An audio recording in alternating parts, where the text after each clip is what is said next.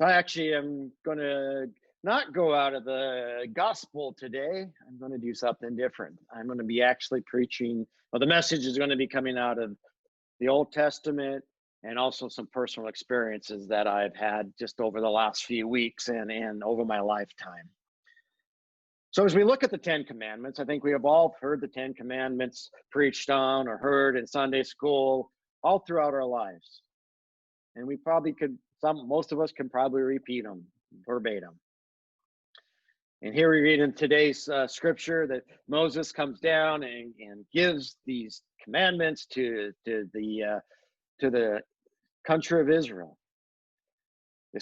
These people who have, if you remember last week's reading, how they were complaining and moaning about how God had brought them out of Egypt just to have them be starving in the wilderness, and turning on Moses saying, Moses, why did you do this? Not realizing that God had done all this and that God was even though they weren't starving because God had provided manna and all this other stuff, but they didn't really see what was going on. So in today's scripture, we see God saying, okay, I'm going to build a structure and I'm going to make you into a nation. And by becoming a nation, we're going to also become, you're going to have a nation of these laws. So God called Moses up to the Mount Sinai and he gave him these tablets, and Moses came back down and told the people what the laws that God wanted his people to follow. And that's what we read today.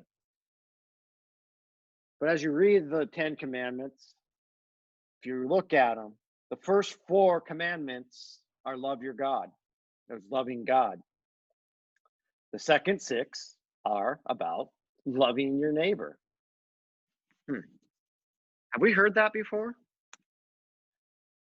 Do we continue to hear that every week?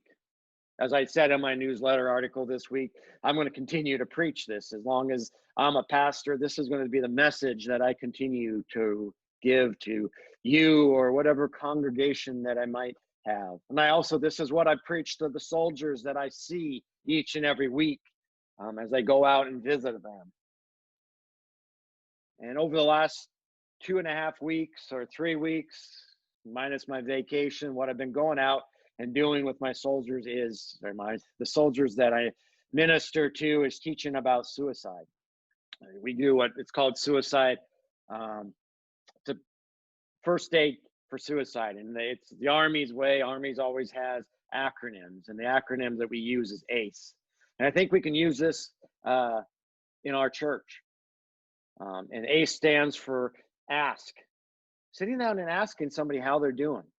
How's your day going? How's your week going? What's new in your life? I think in a lot of ways, COVID has made it more difficult to do this, but even without COVID, I think we're losing the art of just asking people how they're doing.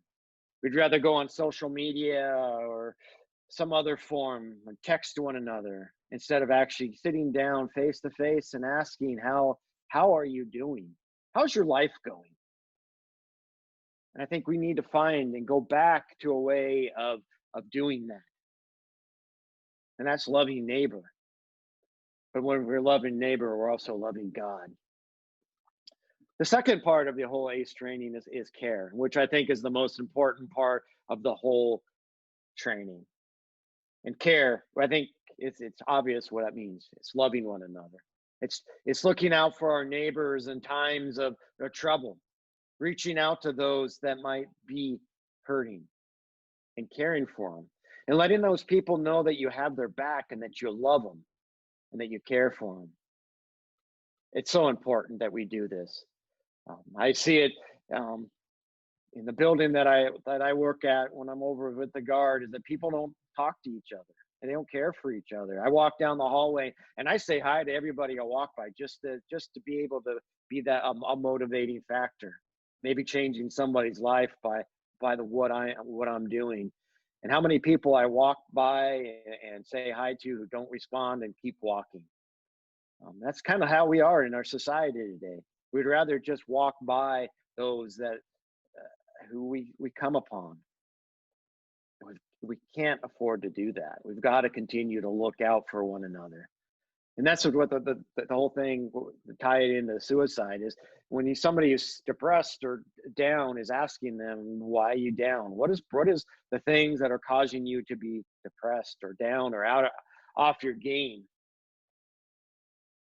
We got to find a way to continue to communicate like that. As far as the suicide training, last month was Suicide Awareness Week. And a month, and I do something on it. As many of you might know, suicide has hit my family and my friends. 5 years ago, my dad committed suicide. It was probably one of the worst days of my life, getting that phone call from my older brother.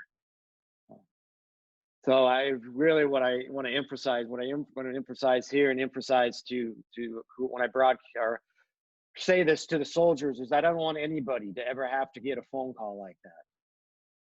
It was heartbreaking. Even happened 5 years ago, that still has a huge impact on my life. We talk about forgiveness, and I preach forgiveness, but there's times I have a hard time forgiving my dad for what he did. And once again, I just don't want anybody else to have to experience something like that. And that's where this care is so important, that we must continue to look out and to love one another. And that love is the Greek word agape. And I've preached on agape before. It's stopping and just acknowledging somebody else and let them know that you care, that you see them, and if they're hurting, that you want to help them. And we're in a nation right now that's so divided, and sometimes we're more worried about what my political party thinks, or whatever it may be, than what actually caring for that person.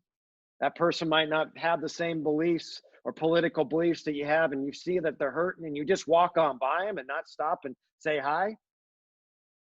You're wrong. We've got to find a way to start loving one another, regardless of what our political background is. And I take a huge step. I will even reach out and say, I love the Huskies, because, it's time that we stop dividing ourselves into sectors. And another reason I'm saying this is because suicide rates among civilians right now is up 30% since COVID started. And like I say to the soldiers, suicide is 100% preventable. Let me say that one more time. Suicide is 100% preventable. One suicide's one too many. And I like a lot of what happens with suicide is that we just, once again, stop caring for each other. We need to stop this splitting ourselves into so many different factions and not talking to those who are different than us. And E stands for escort. I think a lot of times we just need to ask people how they're doing. Find out where they are in their lives. Ask them. In the suicide preventing training, we say you escort them to the chaplain, who I am, or mental health, or you get them the help that they need. I think we as Christians need to, when people are hurting and need help, if they're suicidal, obviously get them to the hospital, but if they're not, escorting them to the church, escorting them to a place where they can receive help and love and grace to help them through this time.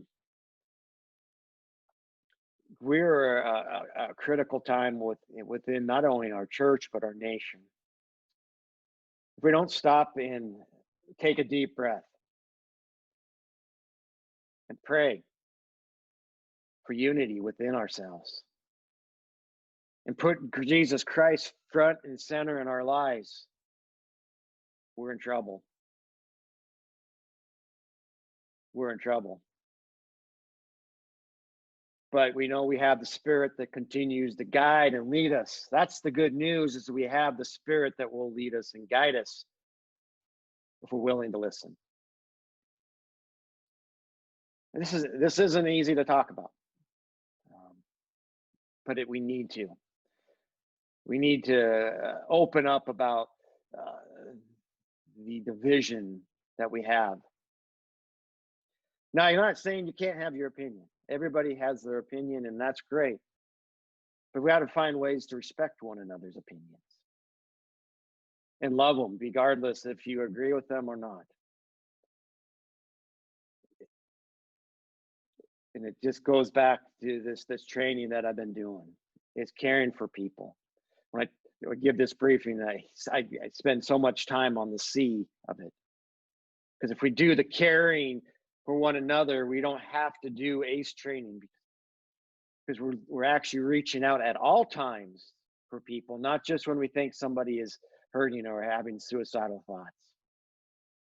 It's stopping and this loving. And this is just tearing up my heart lately. That's why I decided that's what I wanted to talk this week. I've just seen so much on Facebook and some other places, just so much hatred in this world, and I'm tired of it. I want to see change. I want to see us not tear each other down, but to lift each other up, to care for one another, to love one another, to love God, to put God first in our lives, to learn how to love God. Because when we learn to love God, we learn to love our neighbors.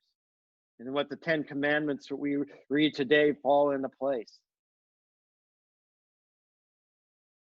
And it starts with us. It starts with all these faces I see on Zoom this morning. It's us that has to make that change. Some of you might have heard that Michael Jackson song from the 80s or 90s. You got to make that change. And how is that change made?